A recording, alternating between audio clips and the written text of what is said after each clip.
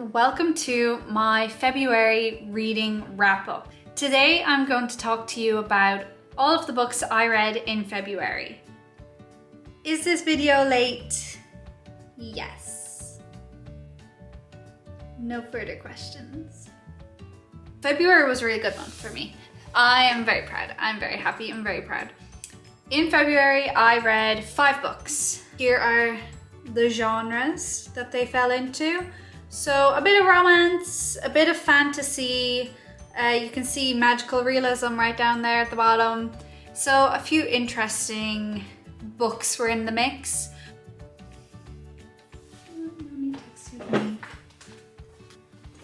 Excuse me. On average, I rated books a 4.5 out of 5. So again, a really high rating. Like I said last month, I am guilty of kind of inflating my ratings because I don't know, it feels wrong to give a book less than 3 stars unless it like personally wrongs me. So take that into consideration when you see my ratings. And sometimes I do change my mind purely because I've read other books and I realize, oh, no way were those 2 books the same rating. I did not enjoy them the same amount. But the books were pretty good this month. Here's a look at how many pages I was reading throughout the month. I read 2,356 pages, which is up from last month, of course. I'm pretty happy with it. I was pretty consistent, so well done me. And now that we've seen the reading stats, let's get into talking about the actual books. So, the first book I read was House of Flame and Shadow by Sarah J. Maas. So I already did a whole video reading this book because it was like probably one of my highest anticipated reads of 2024, and it came out in January. So it had a lot of hype behind it. It had big boots to fill. The idea is this is the 3rd book in the Crescent City series. You can see the very bottom, I think, of the 1st and 2nd books. It is a fantasy series set in kind of like this world where there is technology. So it was really interesting to see tech and magic together, which is pretty rare, I think, or rare in the books I've read. It's usually like medieval vibes. So it was interesting to see them with like guns and stuff. It's very funny. And I loved those 2 books. I think they were 5 stars each. This I gave 4.75. For like a really more fleshed out review, go back to the other video, you can see my instinctive reactions, I suppose. It's good. It was good.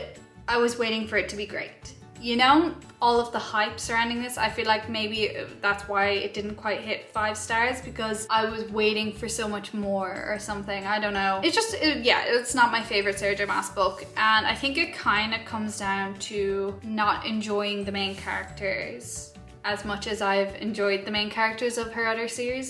Get more into that in the other videos, so give that a watch. The next book I read in February was Before the Coffee Gets Cold by Toshikazu Kawaguchi. So this is a shorter book, and it's actually what I pulled out of my TBR jar last month. So I signed up to read it. The idea is that there's this coffee shop that you can go to and you can time travel, basically. Most of the premise is that you've to complete your business when you time travel to the future or the past. You've to return back to the present before the coffee gets cold. There's a whole lot of rules to do with the time travel, hence why more people don't avail of it. The coffee going cold is like the main rule, pretty much, hence the name. There were 4 stories in here, 4 parts, short stories, I suppose, all with the coffee shop at the center. I give this a 3.75. I'm shelving it as literary fiction. I've seen online people call it magical realism, but I don't know. I suppose I kind of put anything that's not romance or fantasy or crime / or thriller or anything kind of into literary fiction, and so that's where I put this. But magical realism, I think, is the official genre. I was like Googling it when I was reviewing it to be like, what actually is this counted as? And magical realism was the main thing. I do think that it speaks to grief and the act of grieving in very interesting ways. The time traveling is usually to do with some kind of grief. Obviously, I don't want to spoil anything. The story that I probably liked the most was Husband and Wife. That was the second story. I kind of liked it the most. I liked the messages in it. I liked the interactions with said husband and wife. I really liked in this book with the 4 parts, all of the characters were in all 4 parts. It's just you followed a different character each time, or characters or whatever. So I really enjoyed getting to know them as they went along. There was a lot of setup for the next story in each story, if you get me. And the story I probably liked least was the last one. What was it? Mother and Child. I didn't really enjoy the last story as much. Like, I saw it coming, I knew what was going to happen. Throughout the rest of the book, I was like, oh, well, that's obviously what the last story is about.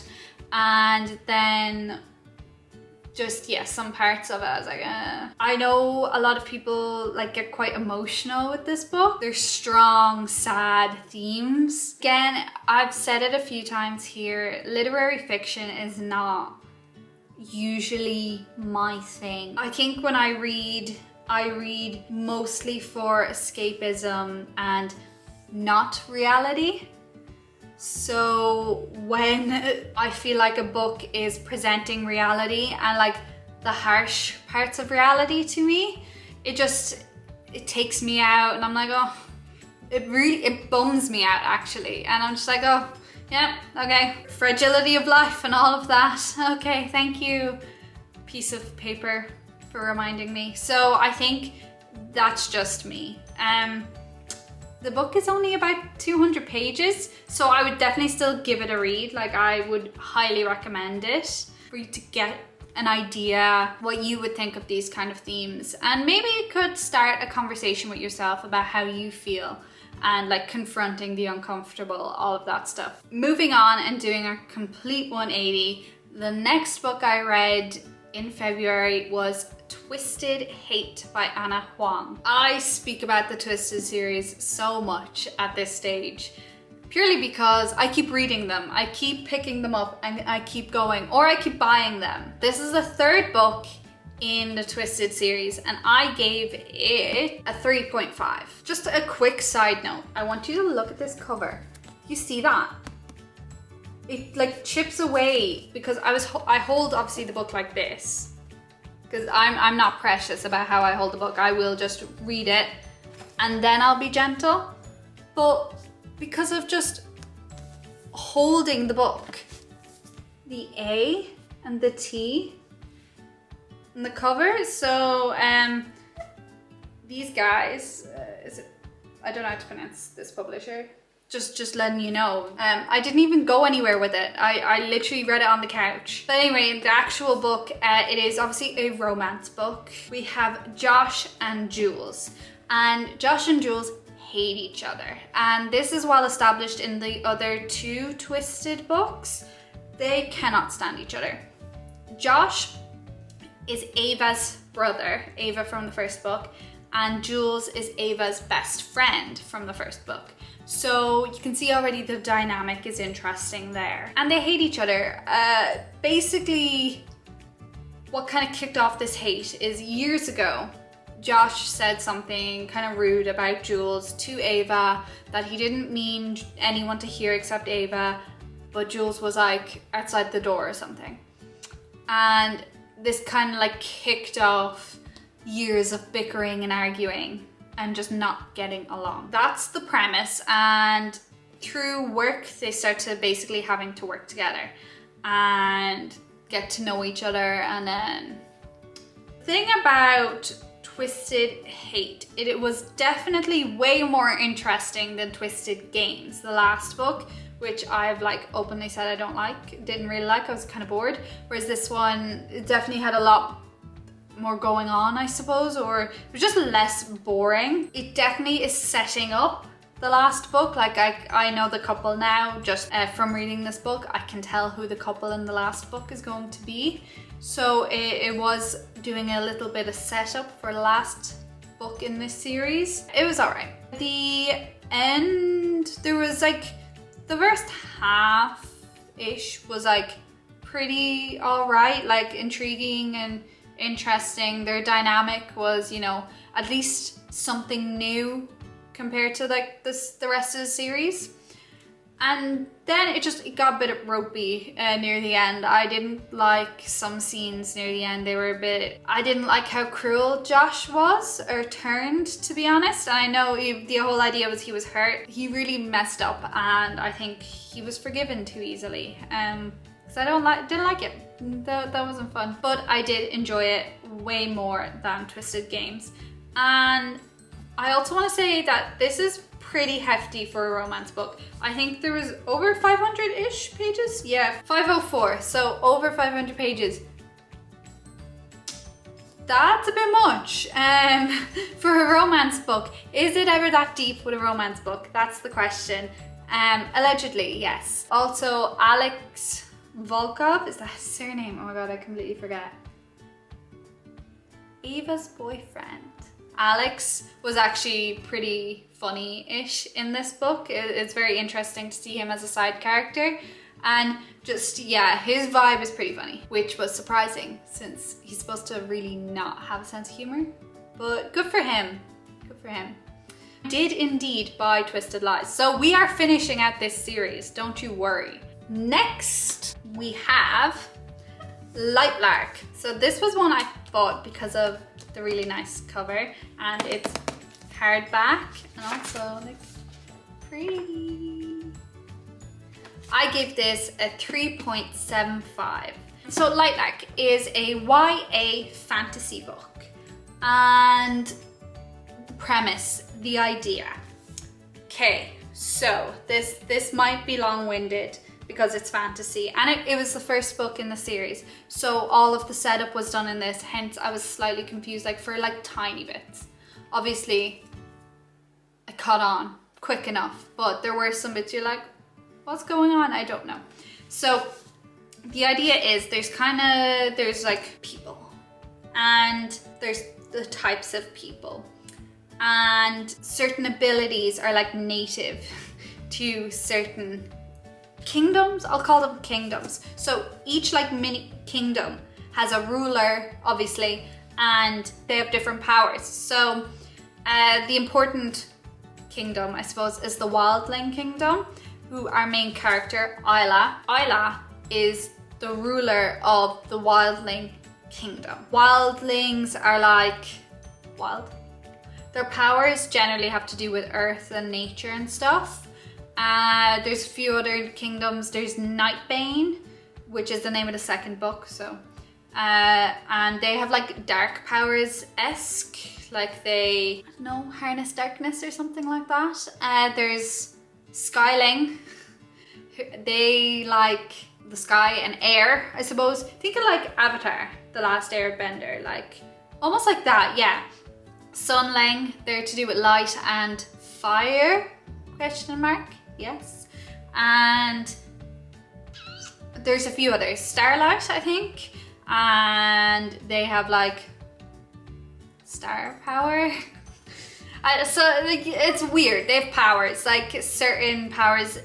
Sometimes it felt like they could kind of just do what the character needed to do, like kind of conveniently, instead of having a defined, strict measure, okay? So anyway, there's these, I think there's 5 kingdoms, right? And once upon a time, back in the day, these 5 kingdoms kind of lived together on what's called a Lightlark, the main island. But then stuff happened, a curse got put on each like kingdom, a different curse per kingdom. Sunling, they couldn't touch the sun or like go out in sunlight, you know? So there's, I think Starlight would, or is it Starling? Not sure, whatever. The star ones die at 25. So there's all of these curses. Lightlark, the island, also is inaccessible. You can't go to or from it except for a certain time that happens every 100 years. So every 100 years for 100 days, you can move between Lightlark. All other time you can't. And so the rulers all meet on Lightlark every 100 years to try break these curses, because there's a prophecy that basically kind of cryptically tells them how to break it, and it heavily implies that a ruler has to die. So Isla, this is going to be her first ever Lightlark. She's been trained since basically birth to be a warrior and to basically survive. She is also equipped with like a plan. That's the idea. Like it's you know, it's the 100 days. You're there for the 100 days to see what's going on, and stuff is unraveling, and friendships and romances are forged and broken and forged again and broken again. All of that stuff, right? Kind of what you expect from a YA fantasy. Incredibly difficult to describe in like less than 100 words, you know? You kind of need the leeway. So it doesn't stand out. That is the one thing, it didn't incredibly stand out to me. It is very much what I assume would come from a YA fantasy, all the way down to a love triangle. I will continue the series, like let that be known, I'm going to continue this. There was a slight plot twist that got me at the end. Like, I thought the author was leading us very obviously towards a certain thing, and then slightly diverted, and I was like, oh, okay, maybe that was too obvious for it to be the truth. So I'm glad, because I would have been kind of mad if what I originally thought the author was trying to hint at had happened. I would have been like, oh, okay, it really is YA. No offense, YA. So finally, to finish out the month of February, I read Bride by Ali Hazelwood. Oh my god, Ali Hazelwood has done it again. 5 stars. Okay, so finished out my month with an Ali Hazelwood for the 2nd month in a row for 2024. I'm happy with that. So I'll give you the idea, okay? The idea is that we have a vampire called Misery Lark. I also want to throw in that her, I think, twin brother, his name is Owen. So that was kind of fun for her whole life to basically be predestined by her name. It was a self-fulfilling prophecy, was her name. So Misery is a vampire. This is paranormal romance, technically. The world, okay? It's essentially like the modern world, except there are vampires, werewolves, and humans. So these kind of 3 groups coexist.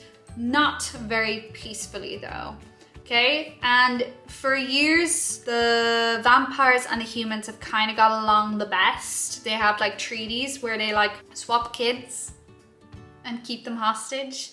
So that's fun and fresh. Misery was one such kid who did that as a young child. She was sent to live with humans, basically as collateral. So that screwed her up a little bit. Now, kind of in present day, Misery gets called to her fathers. Her father's like, yo, the humans are actually getting on quite well with the wares at the moment.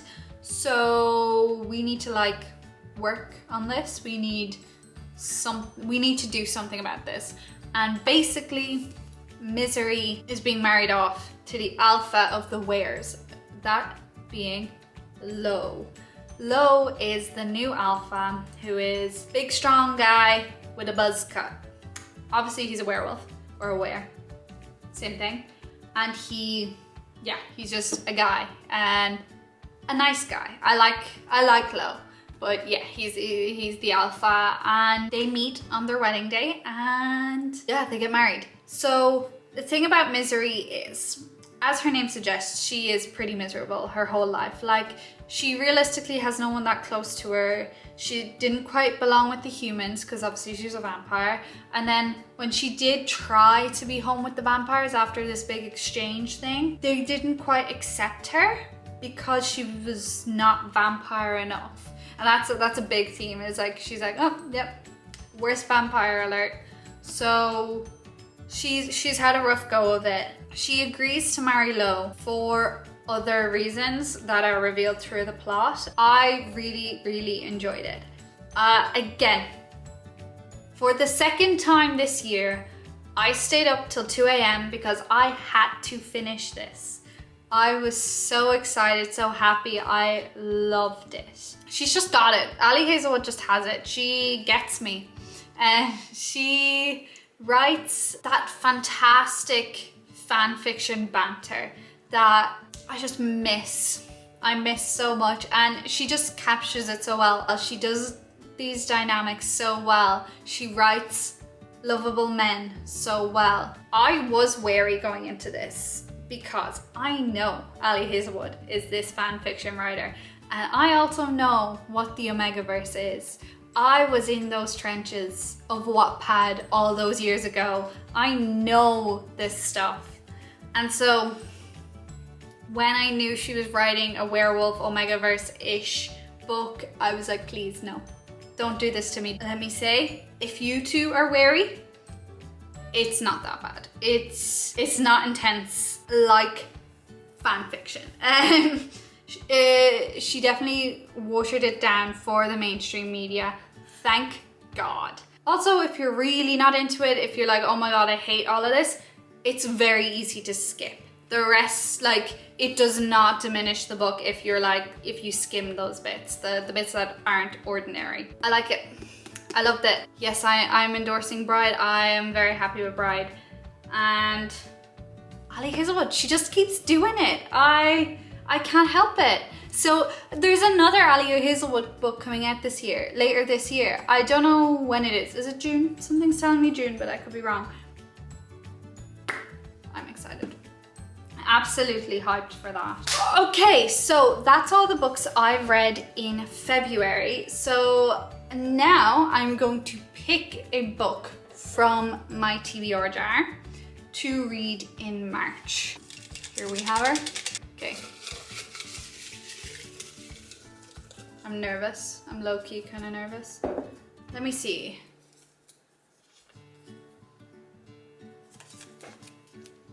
The Score. The Elle Kennedy series. So, okay. This is on my March TBR. I'll pop that here. So, that's everything for today. Thank you for watching. I will see you next time.